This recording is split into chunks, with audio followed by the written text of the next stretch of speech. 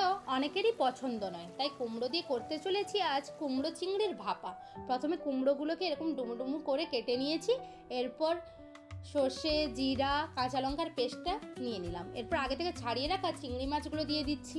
এরপর কাঁচা লঙ্কা, তারপর কুড়িয়ে রাখা নারকেল, তারপর অল্প পরিমাণ আমি চিনিও দিয়েছি। এরপর সমপরিমাণ হলুদ, নুন, এরপর ওপর থেকে কাঁচা তেলও ছড়িয়ে নিয়েছি। এরপর তেল ছড়ানো হয়ে গেলে আলতোভাবে হাতের সাহায্যে মাখিয়ে নিচ্ছি। এরপর এই মিশ্রণটিকে আমি মিনিট 10 এইভাবে রেখেছি। এরপর কড়াইতে এই মিশ্রণটি দিয়ে দিলাম। মিশ্রণটিকে দেওয়ার পর সমপরিমাণ জল দিলাম।